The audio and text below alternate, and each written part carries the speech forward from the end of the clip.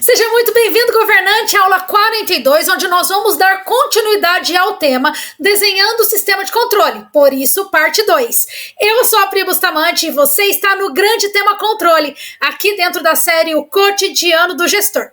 E se você ainda não é inscrito no nosso canal, se inscreva agora e já ativa o sininho, porque você vai ser o primeiro a receber notificações quando chegar um vídeo muito bom para você. Bora para a aula! Bom, governantes, nós vamos dar continuidade àquilo que nós já começamos a estudar na aula 41. O desenho desse processo, sabe? Do sistema de controle. Então, nesse tópico 3, o que nós vamos avaliar? As definições do sistema de controle, a avaliação dos resultados mediante uma visão sistêmica. Então, o que nós podemos avaliar com isso? Que no passado era muito considerado como um sistema de controle toda a parte financeira e os processos. No entanto, atualmente, a gente consegue considerar válido também a avaliação de tudo aquilo que é intangível.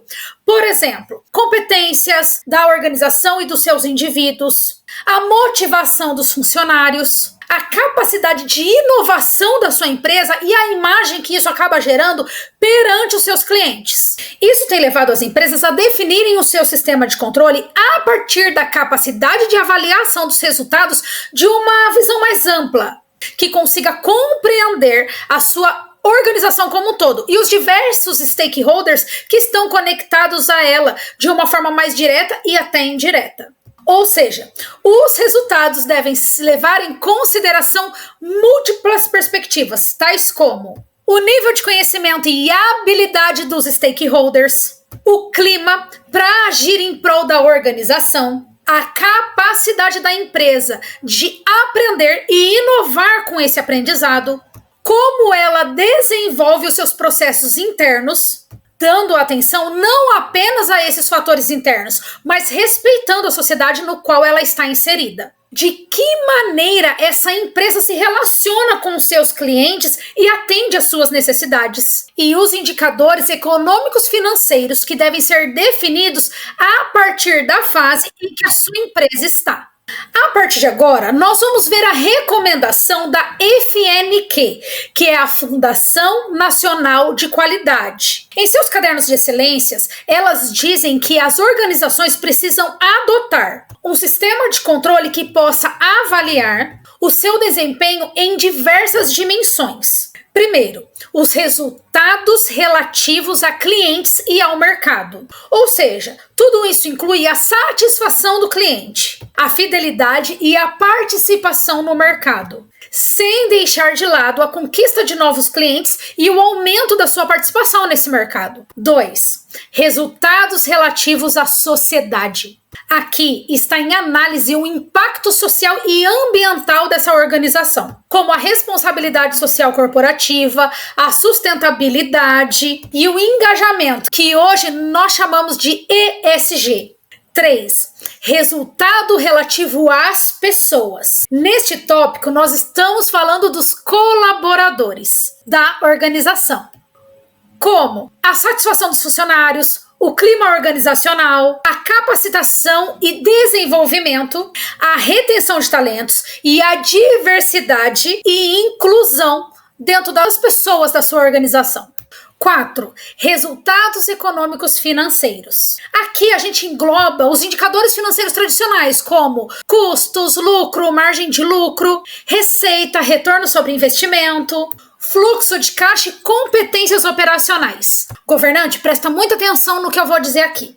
As abordagens contemporâneas são aquelas que abandonam a abordagem unilateral de controle e assumem a responsabilidade dos resultados de forma muito mais integrada. Ela reconhece que existe uma inter-relação entre diferentes dimensões e que essa inter-relação tem impacto direto nos resultados gerais do seu negócio.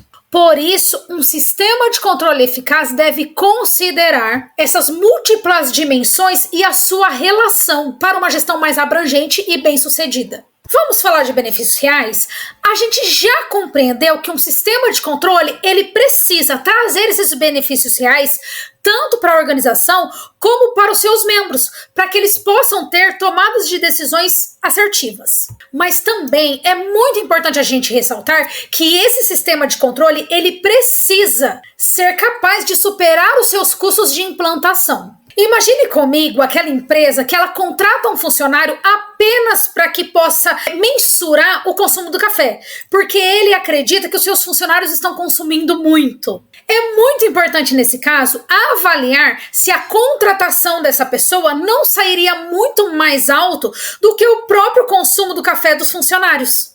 Por isso que ao implementar um sistema de controle é essencial você avaliar cuidadosamente os custos envolvidos dentro desse processo, para averiguar se os benefícios são potencialmente proporcionais ou até maiores à implementação desse sistema.